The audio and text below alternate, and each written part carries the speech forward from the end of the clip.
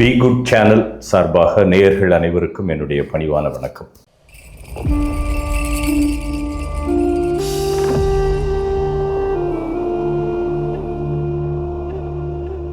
வாரிசு அரசியல் எனக்கு அதில் உடன்பாடே கிடையாது. இல்லை, மக்கள் ஏற்றுக்கிட்டா தானே வர முடியும் தலைவரை. அப்பா சிஎம் ஆகிட்டாருன்னா அப்போ அப்பாவை பார்க்கும்போது நாமளும் இதே போல் ஆகணும். இன்னொரு பெரிய சம்பவம், அது கொஞ்சம் கான்ட்ரவர்சி இல்லாமல் இருக்கணும், வேற ஒன்றும் இல்லை. பெண்கள் தான் ஒரு கணக்கே கிடையாது இல்லையா. நான் சிவாஜி கணேசன் வச்சு எடுன்னு சொன்னேன், கேட்க மாட்டேன். உன் ரசிகனா ஒன்றை வச்சு தான் எடுக்கணுன்றான். டேய், நம்ம குழந்தையா கூட இருந்துருந்தா. ஒரு பெண்ணிடம் அவர் இன்னைக்கு போய் தங்க போறாரு அப்படின்னா கூட மனைவிட்ட சொல்லிட்டு போவார், இந்த வரையா முடிஞ்சுதா, உனக்கு என்ன வேணும், 15,000 செக்.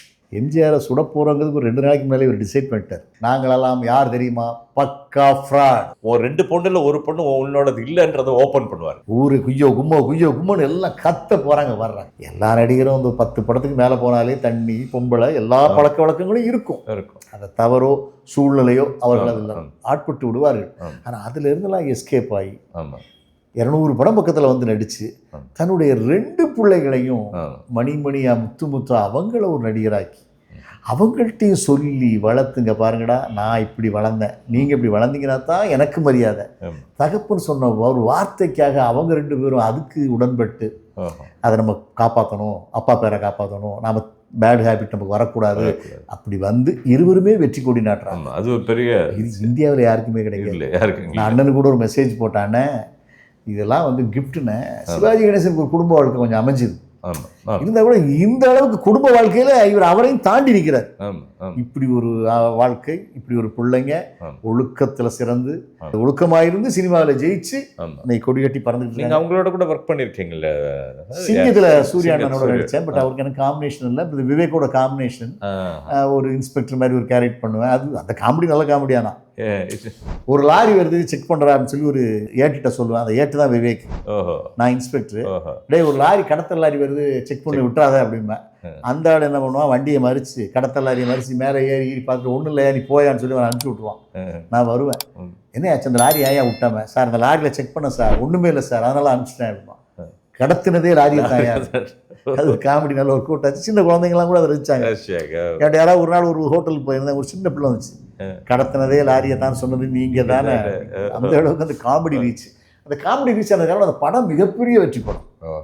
சூர்யா சார் வாழ்க்கையில் ஒரு தங்கப்பதக்கம் மாதிரி தான் பட்ட ஆக்ட் பண்ணியிருப்பாரு, தீயா இருப்பார்.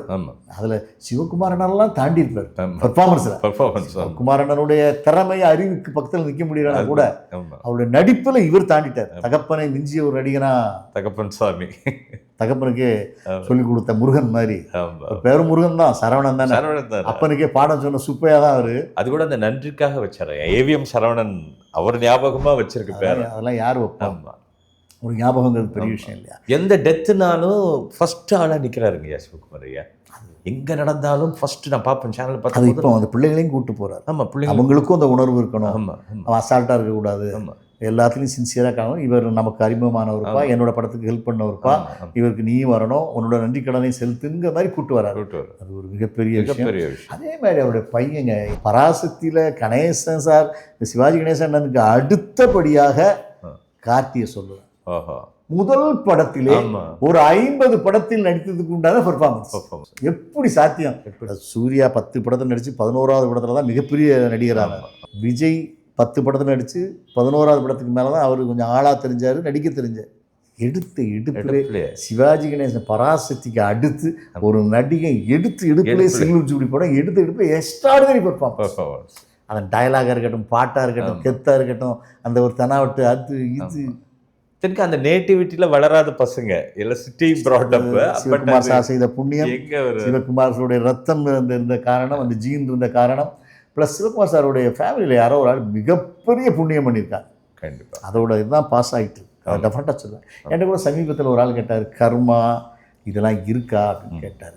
நான் தான் அவரை கேட்டேன், என்னங்க கர்மாட்டிங்க, எனக்கு நிறைய கஷ்டமாக இருக்குங்க, கர்மா அங்கே இருக்கா அப்படின்னு கேட்டேன். ஆமாம், அங்கே பூர்வ ஜென்மத்தில் யாரோ தப்பு பண்ணியிருக்காங்கன்னு சொன்னார் அவர். எங்கள் பூர்வ ஜென்மத்தில் எவரோ தப்பு பண்ணால் அது என்னங்க பிடிக்கணும், தப்பு பண்ண அவனுக்கெல்லாங்க தண்டனை கொடுத்துருக்கணும் நான் கேட்டேன். அவர் சொன்னார், பூர்வ ஜென்மத்தில் சம்பாதிச்ச சொத்து, உங்கள் தாத்தா ஒரு 100 ஏக்கர் இடம் வச்சுருந்தாருன்னா அது யாருக்கு போய் சேரும்? உங்கள் அப்பாவுக்கு. அதுக்கடுத்து யாருக்கு போய் சேரும்? உங்களுக்கு. ஆமா. அப்போ அவருடைய சொத்துல பங்கு கேட்பீங்க, அவர் பண்ண ஆமா. பாவத்தில் நீங்கள் ஆமா. பங்கு கேட்க மாட்டீங்களா? ஆ. ஒரு லாஜிக்காக இருந்துச்சு. ஆமா. அது மாதிரி சிவகுமார் சாருடைய அப்பாவுக்கு அப்பா ஆமா. யாரோ ஒரு ஆள் ஒரு தெய்வத்தன்மையோடு வாழ்ந்த ஒரு மனிதராக இருந்தார். அவங்க தந்தையே அப்படி இருந்திருக்காரு. தந்தையை ஆமா, அவரே ப்ரெடிக்ட் பண்ணுவார். அவர் வரதுக்கு முன்னாடியே இப்படி நடக்கும்லாம் சொல்லியிருக்காரு. அது ஒரு முறை சிவகுமார் ஐயாவே சொன்னார். அந்த புண்ணியம் வந்து ஆமா. சிவகுமார் சாருக்கு இறங்கி ஆமா. அவரு அதில் பிரகாசப்படுத்துறார். ஆமா. அவங்களுடைய தன்னுடைய அறிவையும் தன்னுடைய திறமையும் தன்னுடைய பூர்வ ஜென்ம புண்ணியத்தையும் சரியாக பயன்படுத்துகிறார். ஆமா. ஆமா. அதே மாதிரி பிள்ளைங்களுக்கு கரெக்டாக பாஸ் ஆகி ஆமா. பருத்தி வீரனில் கார்த்தியோட நடிப்பு, ஆமா. சிங்கத்தில் சூர்யாவோட நடிப்பு, ஆமா. வராக்கு ஆமா. ஆந்திரா நடிகர்களும் சரி, கர்நாடகா ஆர்டிஸ்டும் சரி, மிரண்டாங்க சிங்கத்தை பார்த்துட்டு. ஆமா. ஆமா. என்னையா ஒருத்தன் இவ்வளவு துடிக்கிறான், தரையில் நிற்கவே மாட்டேன்றான், பட்ட பட்ட பட்ட பட்ட பட்ட பார்த்தீங்கன்னா நமக்கே எப்படி அது வேற, அந்த ஆள் கட்டிங்ஸ் வேற டப்பு டப்பு டப்பு பறக்கிற மாதிரி இருக்கும். சூர்யா நடிக்கிற மாதிரி இருக்காது. ஸ்டேஷனுக்கு வந்தாரு, அங்க வந்தாரு, இங்க வந்தாரு, அடி குட்டி பாட்டா போட்டா ஏறா காரணம் ஃப்ளைட்டை தரத்துற மாதிரி இருக்கும். ஹரிசாரோட அதான் இந்த கஜினி படம் வெற்றிக்கு அப்புறங்க சூப்பரா பண்ணி படம் பார்த்துட்டு தெலுங்குல நான் சிரஞ்சீவி சாரோட இருக்கிறதுனால அடுத்த நாள் ஃபோன் போட்டு சூர்யா சாரை வீட்டுக்கு வர வச்சு விருது கொடுத்து சிரஞ்சீவி சார் அவ்வளோ ரசிச்சு இருக்க அந்த அந்த படத்தை பார்த்துட்டு. ஏன்னா எந்த நல்ல கலைஞர்கள் பாராட்டுல அந்த செலனுக்கு தான் செட் ஆகிடும். ஆமாம். சூர்யா சார் சிங்கத்தை எத்தனை பேர் ரீமேக் பண்ணாலும் இவர் பண்ணதை வேற ஒரு பண்ண ட்ராமா மாதிரி ஆயிடும். இவருக்கு செட் ஆச்சு. நேச்சுரலா ஒருத்தன் வந்து இந்த நேர்மையா இருக்கான், உண்மையா இருக்கான், அவனை எத்தனை பேர் தாக்கினாலும் எதிர்த்து நிற்காலும் மக்கள் அவனுக்கு ஃபுல்லா சப்போர்ட் பண்றாங்க. அந்த கேரக்டருக்கு அடுறா நீ அடுறா அப்படிதான்டா வெட்டுறா குத்துறா, அந்த மாதிரி ஒரு டிராவல் அவருக்கு கிடைச்சது அந்த படத்துல. அற்புதமான நடிகை. நீங்க இப்போ சமீபத்தில் உங்களுடைய ஒரு இன்டர்வியூ பார்த்துட்டு தான் நான் ஒரு படம் பார்க்க போனேன். சிறைன்ற ஒரு படத்துக்கு நீங்க இன்டர்வியூ கொடுத்துருக்கீங்க. அதை நான் பார்த்தேன். என்னடா இப்படி சொல்றாங்க அப்படின்னு. நேற்று தான் பார்த்தேன். ஒரு போலீஸ் வாழ்க்கையை அவ்வளவு இயல்பா அவ்வளவு அழகா அப்படி நான் பார்த்ததே இல்லைங்க. அப்படி இருந்தது அந்த படம். அது எனக்கு ஒரு நண்பர் ஃபோன் பண்ணார், அந்த படம் பாருங்கண்ணா. ஃபர்ஸ்ட் டே நான் 2 நாள் 3 நாள் நானும் படம் பார்த்துட்டேன். ஆனால் சிறைங்கிற படம் நல்லா ஒரு காலத்தில் 1985 ராஜேஷ் லட்சுமி அம்மா நடிச்சிருப்பாங்க. ஆர்சி சக்தி அற்புதமான படம். அற்புதமான அதில் லட்சுமி எக்ஸ்ட்ராடினரி ஆக்ட் பண்ணியிருப்பாங்க. ஒரு அவார்டுலாம் வந்தது. அந்த அவார்டுக்குரிய படம் தான் அது. ஆமாம். ஆமாம். அந்த படம் வெற்றி படம் அந்த காலத்தில். ராஜேஷ்க்கு ஒரு வாழ்க்கை கொடுத்த சரி. அந்த டைட்டில் மேலே எனக்கு ஒரு மரியாதை இருந்துச்சு அந்த படத்தால். நான் படம் பார்த்துட்டே இருக்கிறேன். எப்போதுமே ஒரு படம் நேர் கோட்டில் போகணும். அந்த படம் கொஞ்சம் ரூட் மாறும். ஃப்ளாஷ்பேக்கு கொஞ்சம் டிஸ்டர்பன்ஸ் தான். ஒரு கைதியோட கதைக்கு போகிறாங்க, ஹீரோயிசமான ஒரு கதையில் வேற ஒருத்தன் டாபிக் போகுதுன்னு போகும்போது இவனுக்கு சொல்லப்பட்ட கதை எக்ஸ்ட்ரா. திரை வந்து ஃபர்ஸ்ட் டைமாக ஒரு கதையில் நேர்கோட்டில் போகிற கதையில் ஒரு யூட்டர்ன் மெட்டு வந்து மறுபடியும் நேர்கோட்டுக்கு போகிறாங்க. இந்த யூட்டர்ன் வந்து எல்லா படத்துலையும் போர் அடிச்சதும் ஃப்ளாப் ஆயிரும். ஆனால் இந்த யூட்டனே இந்த கதைக்கு வெற்றி படத்துக்கு ப்ளஸ் ஆகிட்டு. ஒரு பிரமிப்பு என்னன்னா, மிகப்பெரிய விஷயத்த லவுடராக சொல்லாமல் அப்படி போகிற போக்கில் அப்படி தட்டிட்டு போகிற மாதிரி நான் அதை பார்த்து அதுதான் எனக்கு வியப்பா இருந்தது. ஒரு கைதியை வந்து விசாரணைக்கு கூட கூப்பிடாம 5 வருஷமா வச்சுக்கிட்டு இருக்காங்கன்றது எவ்வளவு பெரிய விஷயம். அது கதையில சார் கலையரசியோட அப்பா ஒரு 4 சீன் பண்ணுவான், பிரமாதம் பண்ணுவான். அம்மா 4 சீன் பண்ணுவான், நச்சுன்னு பண்ணுவான்.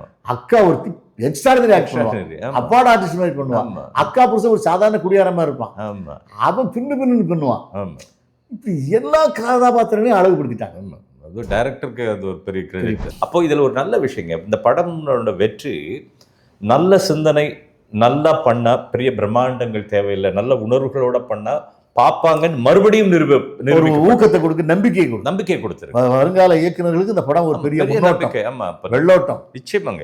விக்ரம் பிரபு இது வரைக்கும் பண்ணதுலயே தி பெஸ்ட். இது ஒரு அடுத்த கலைஞர் நீங்க சொன்ன மாதிரி மற்ற கலைஞர்கள், ஏன்னா எல்லாருக்குமே எல்லா ஹீரோஸும் கிடைக்க மாட்டாங்க, எல்லாருக்கும் கிடைக்காது. இவர் போதும்னு நம்ம முடிவு பண்ணுவாங்க. இதை வச்சுட்டு நல்ல கதைகள் இருந்தால் இது பலமுறை நிரூபணம் ஆயிருக்கு. இந்த டூரிஸ்ட் ஃபேமிலி ஓடி இருக்கு, அதுக்கு முன்னாடி படம் ஓடி லப்பர் பந்துன்ற படம் ஓடி இருக்கு. பட் இப்ப இந்த படம் இயர் ரெண்டுல வந்து வரும்போது அடுத்த கலைஞர்களுக்கு நம்ம ஸ்டார்ஸ் கிடைக்கலனாலும் பரவாயில்ல, நல்ல கதைகள் இருந்தா போதும், நம்ம நிச்சயமா கொண்டாடுவோம்னு நம்ம ரசிகர்களுக்கு நம்பிக்கை கொடுத்த படம். பெரிய நம்பிக்கை. ஆமா இல்லையா? இதுல நல்ல ஆச்சரியம் இல்ல, அந்த படத்தை சம்பந்தப்பட்டவங்களுக்கு யாருக்கும் நமக்கு வெற்றி அதுதான். சிவாஜி சார் படம் பார்த்தாங்க இல்லையா எல்லாரும், சிவாஜி சாருக்கு வேண்டிய ஆளா பாராட்டினாங்க. எங்கேயோ கடக்கோடியில் இருக்கிற ஒரு ரிக்ஷாக்காரன், ஒரு ஆட்டோக்காரன், எங்கேயோ இருக்கக்கூடிய ஒரு வாத்தியார், எங்கேயோ இருக்கக்கூடிய ஒரு போலீஸ் ஆஃபீஸர், அவங்க எல்லாம் ரசிகராக இருக்காங்கல்ல. அவங்கள என்ன சிவாஜிக்கு வேண்டியவங்களா? அவங்களால முடியல, அவ்வளோ ரசிக்கிறாங்க, தாங்க முடியல, அவ்வளோ பாதிக்கிறாங்க. அதான உண்மை. நம்ம ரசிகர்களும் பாராட்டணுங்க, பெரிய ஹீரோ தான், நல்ல விஷயம் சிவகுமார் சார் கொண்டாடிடுறாங்க. சிவகுமார் சாரை எடுத்துக்கங்க. சிவகுமார் சாருடைய அசாத்திய திறமை, ஞாபக சக்தி, அவர் மூச்சு விடாம கட்ட கட்ட கட்ட கட்டன்னு அந்த அது சரளமாக அருவி கொட்டுற மாதிரி கொட்டிக்கிட்டு இருக்காரு. இது எப்படி நமக்கெல்லாம் 4 வார்த்தை பேசும்போது ஸ்டக்கப் ஆகுது. ஏதோ ஒரு பாட்டை படிக்கிறோம், ஸ்டக்கப் ஆகுது. எப்படி முடியுது? இன்டர்வியூலே யோசிச்சு தானே பேசுறோம். அடுத்த யோசனை இருக்கு. ஒரு மேட்ரு வணங்குறதுக்காக பண்றாங்க. இப்போ மோகன்லால் பையன் பெரிய ஹீரோவா இருக்காரு, சிரஞ்சீவி பையன் பெரிய ஹீரோவா இருக்காரு, என்டிஆர் பையன் பெரிய ஹீரோவா இருக்காரு, நாகேஸ்வரராவ் பையன் மிகப்பெரிய ஹீரோவா இருக்காரு, தமிழ்நாட்டில் சிவாஜி சார் புள்ள ஒரு ஹீரோவாச்சு, சிவகுமார் சார் புள்ள பெரிய ஹீரோவா இருக்காங்க. இந்த மாதிரி அரசியல்வாதிகளுக்கு அவங்களுக்கு தெரிஞ்ச தொழில் அதுதானே. நான் தான் சொன்னேன், யாரை எங்கே கூட்டு போய் நம்ம பதிவு பண்ணுறோமோ அவங்களுக்கு அந்த பதிவு ஆட்டோமேட்டிக்காக ஏறிடும். பையன் அப்பா சிஎம்மாக இருக்காரு, பையன் வீட்டிலேருந்து பார்க்க அப்பா கிடக்கிற மரியாதை, போலீஸ், இன்ஸ்பெக்டர், நானும் சிஎம் ஆகணும். இது இயற்கை தானே. இதில் தவறு என்ன இருக்கு? இப்போ ஒரு ரைட்டர் மகன் ரைட்டர் ஆகுறாரு, ஒரு டைரக்டர் மகன் டைரக்டர் ஆகுறாரு, ஒரு ஹீரோ மகன் ஹீரோ ஆகுறாரு. அரசியலில் அது ஏன் ஆகக்கூடாது? அது ஒரு தொழில், அது ஒரு பண்ண வேண்டி தானே. வாழ்க்கையில் நான் சொல்லியிருந்தேன், ஒரு பாரத் அல்லது ஒரு பாரத ரத்னா விருது வாங்கி அவரை கௌரவிக்கக்கூடிய அளவில் ஒரு கின்னஸில் இடம்பெறுற அளவுக்கு ஞானம் உள்ளவர். அதை ஆராய்ச்சி செய்து இங்கிலீஷ்லேயோ ஹிந்திலேயோ டிரான்ஸ்லேட் பண்ணி டெல்லிக்கு அனுப்ப வேண்டியது அது அரசாங்கத்தோட கடமை. அவருக்கு வந்து கலைமாமணிலாம் அவர் பெருமையுண்டு தலைவராக இருக்கணும், அவ்வளவு திறமைகள். இதையும் அடுத்து எந்த முதல்வர் வருவார்னு தெரியல, அந்த முதல்வர் சிவகுமார் அவர்களை கௌரவப்படுத்த வேண்டும். அவர்களுள்ள திறமையை, கலைஞருடைய வசனம் பூரா பேசுகிறார், சிவாஜியோட வசனம் பூரா ஞாபகம், இந்த வயதில் இந்த ஞாபகம், இந்த திறமை, இந்த எழுத்து, இந்த பேச்சு யாற்றுமே இல்லை. அதனால் அவரை கொண்டாடும் ஒரு மனிதனாக அவர் இருக்கிறாரு. அவர்களுக்கெல்லாம் இப்போ நான் அவருடைய பேச்சுக்கு ரசிகனாயிட்டேன். இப்போ இவரை பார்த்து நம்மளும் பேசணும், அந்த ஒழுக்கத்தை நாமளும் வாழணும்னு தோணுது இல்லையா? இதுதான் அவர் செய்கிற நல்லது. போய் 2 நாளுக்கு முன்னாடி டைலாக் பைஹார்ட் பண்ணி இப்போ பேசுறீங்களே, இவரே மாதிரி நம்மளும் பேசணும்னா வரும். இப்போ இவரே மாதிரி நம்ம ஒழுக்கமாக வாழணும்னு தோணணும்ல. ஒரு மனிதர் ரோல் மாடல் ஆகணும்ல, அது ரோல் மாடலாக இருக்காரு. அவர் பிள்ளைங்களும் அதே பாதையில் இருக்கிறாங்க, அது ரொம்ப பெருமைப்பட வேண்டிய விஷயம். அண்ணன் சிவாஜிக்கு அப்புறம் அண்ணன் சிவகுமார் நம்மளை மேசில் இருக்க வைக்கிறார், மைமறக்க செய்கிறார், ரசிக்கும்படியாக நடந்துட்டு இருக்கு. அவருக்கு நன்றி. ஐயா, இப்போ ஒரு டாபிக் பேசிக்கிட்டு இருந்தப்போ சொன்னேன், அதாவது எங்கே இருக்கமோ அப்படிதான் நம்ம உருவாகும். எஸ், அதாவது சுவாமி விவேகானந்தர், நீ எதுவாக நினைக்கிறாயோ அதுவாக ஆவாய் அப்படின்வார். அப்போ ஒரு மியூசிக் டைரக்டர் பையன் மியூசிக்கு வரான், இப்போ எழுத்தாளர் பையன் எழுத்தாளர் ஆகிறான், நடிகர் பையன் நடிகர் ஆகிறாங்க, இப்படி வரிசையா. ஆனால் ஒரு அரசியல்ல இருந்து ஒரு வாரிசு வரும்போது, ஒருத்தங்க வரும்போது அது ஒரு சர்ச்சைக்குரிய டாபிக் ஆகுது. எதிர்கட்சிகள் பண்ணுற ஒரு அமளி தான். ஆக்சுவலாக அது ஒன்றும் தவறு இல்லைங்கிறது தான் என்னோட கருத்து. ஏன் இளையராஜா பையன் யுவன் சங்கர் ராஜா மிகப்பெரிய மியூசிக் டைரக்டர் ஆகலாம், ஆந்திராவில் என்டிஆர் பையன் பாலகிருஷ்ணா மிகப்பெரிய ஹீரோ ஆகலாம், சிரஞ்சீவி சார் பையன் ராம்சரண் மிகப்பெரிய ஹீரோ, நாகேஸ்வரராவ் பையன் நாகார்ஜுனன் மிகப்பெரிய ஹீரோ, அவருடைய பையன்கள் ஹீரோவாக இருக்காங்க. இது இயற்கை தானே. இங்கே சிவாஜி சார் புள்ள பிரபு சார் மிகப்பெரிய ஹீரோவானாரு, சிவகுமார் சார் பிள்ளைங்க 2 பேரும் மிகப்பெரிய ஹீரோவானாங்க. அவங்க அதுலேயே இருக்காங்க, அதனால் அது அப்படி தானே வரும். அவங்க அந்த தோட்டத்திலே இருக்கிறாங்க. அந்த அப்பாவை பார்த்த ஒரு பதிவுகள், நம்மளும் இந்த மாதிரி ஒரு நடிகராகுங்கிற ஒரு ஆசை அந்த காம்பவுண்ட் இருக்கிறனால அந்த ஆசை வருது. அரசியல்வாதிகளும் அதே தானே. ஒரு அப்பா சிஎம் ஆகிட்டாருன்னா அப்போ அப்பாவை பார்க்கும்போது இந்த சிஎம் ஆகி இந்த மக்கள்லாம் எப்படி அவர் மேலே நம்பிக்கை வச்சுருக்காங்க, எவ்வளோ போலீஸ் பாதுகாப்போட அப்பா இருக்கார், அவருடைய பேச்சுக்கு எவ்வளோ மரியாதை இருக்குது, நாமளும் இதே போல் ஆகணும், இதே மாதிரி மக்களுக்கு நல்லது செய்யணும் நினைக்கட்டுமே, தப்புன்னு இருக்கு. கரெக்ட். இதை போய் வாரிசு அரசியல் அது இது எனக்கு அதில் உடன்பாடே கிடையாது. ஸ்டாலின் ஐயாவுடைய பையன் உதயநிதி ஸ்டாலினுக்கு அந்த துணை முதல்வர் கொடுக்கும்போது உலகமே ஒரு மாதிரி சில எதிர்ப்புகள்லாம் கிளப்பிச்சு. எனக்கு அதில் எதிர்ப்பு எனக்கு தெரியல, எனக்கு வரல, எதிர்ப்பு வரல. இதில் என்ன தப்பு இருக்குன்னு தான் நான் கேட்டேன். அவருக்கும் தகுதி இருக்கு, அவரும் உழைச்சிருக்காரு, ஓடுறாரு, ஒரு தொழில் நிற்கிறாரு, எம்எல்ஏ ஜெயிக்கிறாரு, வேற என்ன வேணும்? இதை விட தகுதி என்ன வேணும்? நீங்கள் யாருக்குனாலும் கொடுக்கணும், இதை யாருக்கு மேட்ச் ஆயிரும்னு நினைக்கிறீங்க? இந்த துணை முதல்வர் நீங்கள் யாருக்கு கொடுத்தாலும் எந்த அளவில் பெரிய பொருத்தமாக இருந்துற போது அது இதுவே பொருத்தம் தான். அதில் ஒன்றும் தவறாக எனக்கு தெரியல. அரசியல் காழ்ப்புணர்ச்சி காரணமாக அவர் பிள்ளையை கொண்டு வராரு, பேரனை கொண்டு வராரு, பேத்தியை கொண்டு வராரு, என்ன கொண்டு வந்தா என்ன? அது ஒரு நல்ல தொழிலாக நினச்சிக்கோங்க. மக்கள் ஏற்றுக்கிட்டா தானே வர முடியும் தலைவர், யாராக இருந்தாலும் அது மக்கள் ஒத்துக்கொண்டா தான் இந்த இடத்துக்கு வரும். மக்கள் ஒத்துக்கிட்டானே விட்டுற வேண்டியதான், அதோடு தான் மக்கள் கையில் இருக்காது. சில அரசியல்வாதி பிள்ளைங்க அது அரசியல் இன்ட்ரெஸ்ட் இல்லாமல் இருப்பாங்க, அதனால வராமல் இருந்திருப்பாங்க. ஆர்வம் உள்ளவர்கள் வர வேண்டியதானே. அதனால மற்றவங்களுக்கும் மக்களுக்கும் பலம் தானே, நஷ்டம் ஒன்றும் இல்லையே. இப்போ இந்த நகைச்சுவை பற்றி நம்ம பேசிக்கிட்டு இருந்தோம். அதில் பொதுவாக நம்ம தமிழ்நாட்டில் இங்கே இருக்கக்கூடிய கலைஞர்களை எல்லா ஊர்லேயும் சொல்லுவாங்க. அதாவது ஒரு இப்போ இந்த ரோல் மாடல் வாங்க பாருங்கள், இங்கே ஆரம்பித்து என்எஸ்கேயால் ஆரம்பித்து சந்திரபாபுலேருந்து வரிசையாக நம்ம கலைஞர்கள் வராங்க. ஸோ உங்கள் பார்வையில் நான் கேட்குறேன், ஒரு வரியில் நீங்கள் எப்படி சொல்ல முடியும்? இப்போ என்எஸ்கே ஐயா அப்படின்னு உங்களுக்கு என்ன ஞாபகத்துக்கு வரும்? என்எஸ்கே ஐயங்கார் அவருடைய படங்கள் பயங்கரமான கருத்துக்களை சொன்னது மட்டும் இல்லாமல் அவர்கிட்ட ஒருத்தன் வந்து ஒரு சக நடிகரை பற்றி குறைச்சி பேசுவான். என்னென்ன அவரெல்லாம் உங்ககிட்ட நிற்க முடியாதுண்ணே, சும்மா காமெடிங்க பேரில் ஆறுன்னு அறுத்துக்கிட்டு இருக்காண்ணே அப்படின்னு என்எஸ்கேட்ட ஒருத்தன் சொல்கிறான். என்எஸ்கே சொல்கிறாரு, உன் பாக்கெட்டில் எவ்வளோடா இருக்குது? 10 ரூபா இருக்குன்னா சில்லறை எவ்வளோ இருக்குன்னு தெரியல. ஏண்டா உன் பாக்கெட்டில் இருக்க சில்லறையே எவ்வளோன்னு தெரியல, அடுத்தவரை பற்றி குறை சொல்கிறதுக்கு உனக்கு என்னடா தகுதி இருக்குது? போட போட போட. இந்த மாதிரி ஒரு சிந்தனையை தூண்டுற மாதிரி, ஒரு அறிவை கொடுக்குற மாதிரி அவருடைய நகைச்சுவை எல்லாமே இந்த மாதிரி பலமானதாக இருந்ததுனால அவர் மிகப்பெரிய நடிகரானார். அதுவும் அது கூட அந்த கொடைத்தன்மையும் கொடைத்தன்மை அவருக்கு இருந்தது பெரிய பலம், மிகப்பெரிய பலம். இருக்கிறது எல்லாமே கொடுத்தாரு. உலகத்தில் இறப்பு வரை நடந்தது, சாகிற வரைக்கும் கொடுத்துட்டு யாரும் அப்படி கொடுத்துருக்க முடியாது. அது நம்மளை ரொம்ப, அது எம்ஜிஆர் இவரை பார்த்தா எம்ஜிஆர். உண்மைதான், உண்மைதான். இந்த வரிசையில் இப்போ இதில் எல்லாத்துலேயும் சேர்க்க முடியாத ஒருத்தர் எம்.ஆர். ராதாண்ணன். காமெடியனா காமெடியன், வில்லன்னா வில்லன், கேரக்டர்னா கேரக்டர். அவர் எம்.ஆர். ராதாண்ணனை பற்றி நீங்கள்? எம்.ஆர். ராதாண்ணன் அவர் வாழ்க்கையிலையும் அவர் தாத்தாவோ எவ்வளோ ஒருத்தன் அந்த மாதிரி வெட்டு 1 துண்டு 2ன்னு பேசுகிற ஒரு கேரக்டராக வாழ்ந்துருக்கணும். அந்த ஜீன் இவருக்கு இல்லைன்னா இப்படியெல்லாம் அமக்கலப்படுத்த முடியாது. சும்மா ஒரு டாக்டர் ஊசி போட வராரு, அவர் உடம்பு சரியில்லை, வாங்க டாக்டர் ஊசியை போடுங்க டாக்டர், ஆனால் நீங்கள் டெஸ்ட் பண்ணதுக்கு என்னை பயன்படுத்திடாதீங்க டாக்டர், பார்த்து நல்ல ஊசியாக போடுங்க டாக்டர். அதான் வசந்தத்தில் இருந்திருக்காரு. இவராக போடுறது தான் எல்லாமே பிரமாதம். அது மாதிரி ஒவ்வொரு இடத்துலையும் ஒவ்வொரு பஞ்ச் பண்ணிக்கிட்டே இருப்பார். ஃபார்வர்ட் தாட், பின்னாடி வரப்போகிறத முன்னாடியே சொல்லக்கூடிய ஒரு சிந்தனை. இன்னொரு பெரிய சம்பவம், அது கொஞ்சம் கான்ட்ரவர்சி இல்லாமல் இருக்கணும், வேற ஒன்றும் இல்லை. சொல்லுங்கள். எம்.ஆர். ராதா வந்து அவருடைய நண்பர் வேணுன்னு ஒரு ஆள் தான் படம் எடுக்கிறாரு, பெற்றால்தான் பிள்ளையா. அதில் தான் எம்ஜிஆர் படம் முடிக்க லேட்டாகுது, ரிலீஸ் ஆக லேட்டாகுது. எம்.ஆர். ராதா தான் அவற்றை எம்ஜிஆர்ட்ட கூட்டு போனது எம்.ஆர். ராதா தான். வேணுங்கிற நண்பரை படம் எடுக்கணும்னு ஆசைப்பட்றேன் ஐயா, நான் சிவாஜி கணேசன் வச்சு எடுன்னு சொன்னேன், கேட்க மாட்டேன், உன் ரசிகனா ஒன்றை வச்சு தான் எடுக்கணுன்றான். ரைட், அவருக்கு நேரம் சரியில்லை. இப்படி தான் அவர் பேசுறதே, பயமெல்லாம் கிடையாது. நான் சொன்னேன் சிவாஜி வச்சு எடுயான்னு சொன்னேன், இவன் எம்ஜிஆர் தான் வச்சு எடுக்கணும், உன் ரசிகரான், ஒன்று வச்சு எடுக்கணுமா, பார்த்து படத்தை முடிச்சு கொடுத்துரு. இப்படி தான் இவர் டீலிங் எல்லாம். இப்படி பேசி அந்த படத்தில் ஒரு பிரச்சனை, எம்ஜிஆர் சார்ந்திருப்பத சூழ்நிலையில் அந்த படம் ரிலீஸ் ஆனால் நம்ம கொஞ்சம் மார்க்கெட் குறைஞ்சிடும், இதை விட வேறு பெட்டர் படம் பண்ணலாமேன்னு ஒன்று தள்ளி விட்டுட்டு இருக்காரு. இதனால் பிரச்சனை வந்து சுடுறாருன்னு வச்சுக்கோங்க. சுட்டார் எம்.ஆர். ராதா எம்ஜிஆரை சுட்டார். அதில் கூட அந்த ஆள் கோர்ட்டில் கூட சமீபத்தில் ஒரு நண்பர் K.S. ரவிக்குமார்னு நினைக்கிறேன், அவர் பேட்டியில் சொல்கிறாரு, நீங்கள் சுடப்பட்ட துப்பாக்கிக்கு லைசன்ஸ் வைத்திருந்தீர்களா அப்படின்னு நீதிபதி கேட்குறாரு. அதுக்கு ஏன் சார் லைசன்ஸு, ஒருத்தனை நேருக்கு நேர் சுட்டேன், அவனே சாவலை, அந்த துப்பாக்கிக்கெல்லாம் லைசன்ஸ் வேணுமா? யார்கிட்டனாலும் எதுக்குமே தயக்கமோ பயமோ எதுவுமே கிடையாது. அது மாதிரி அவர் அசாத்திய ஒரு, அதில் ஒரு பண்பாடு கொடுங்க. சுடப்பட்ட ஒரு எம்ஜிஆர், எம்.ஆர். ராதா வரும்போது எம்ஜிஆர் எந்திரிச்சு நிற்கிறாராம். அங்கே பாருங்க அந்த காட்சி.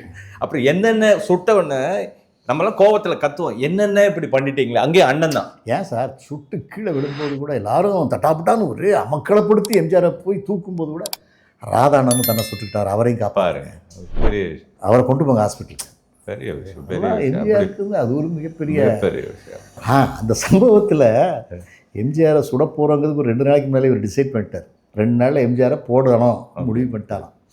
முடிவு பண்ணால் வாங்கி ஸ்டுடியோவில் சக நடிகரோட நடிச்சுக்கிட்டு இருக்கும்போது சொல்கிறாராம், தேங்காய் சீனிவாசன் மற்றும் நடிகர்கள் இருப்பாங்க, இன்னும் 2 நாளடா தமிழ்நாடே அல்லோல படப்போகுது, என்னென்னு சொல்கிறீங்க? ஏன்னா அதெல்லாம் சஸ்பென்ஸ். 2 நாள் ஊரு குய்யோ கும்மோன்னு எல்லாம் கத்த போகிறாங்க, வர்ற கத்துவீங்க, நீங்களும் சேர்ந்து கத்துவீங்க பாருங்க, சொல்லிட்டு திட்டம் போட்டு தான் இருக்கு. அதெல்லாம் ஒரு பயப்படுறது இல்லை.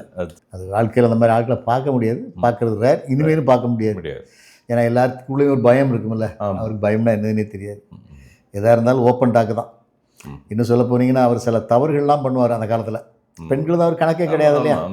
ஒரு பெண்ணிடம் அவர் இன்னைக்கு போய் தங்க போகிறார் அப்படின்னா கூட மனைவிட்ட சொல்லிட்டு போவார், தனலட்சுமி நான் அந்த சுந்தரிங்கிற பெண்ணோட வீட்டுக்கு போகிறேன், காலைல 5 மணிக்கு வந்துடுவேன், கதவெல்லாம் திறந்து வச்சு தாப்பா போடாத, 7 மணிக்கு நான் ஷூட்டிங் போகணும், புரியுதா, அந்த கோட் எடு.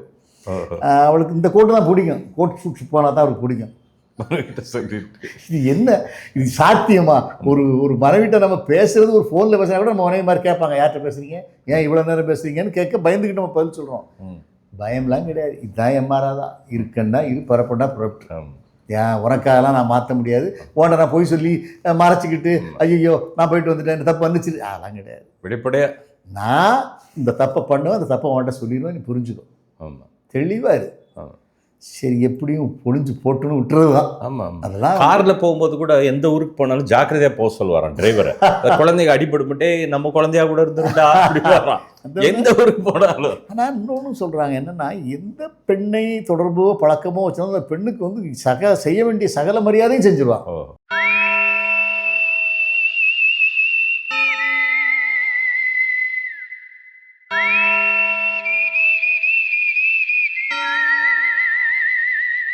இந்த பி குட் சேனலில் நல்ல விஷயம்ன்றதுனால நீங்கள் எல்லாருக்கும் போய் சேர்ற மாதிரி நல்ல எல்லாருக்கும் ஷேர் பண்ணணும்னு உங்களை பணியும்பா கேட்டுக்கொள்கின்றேன்.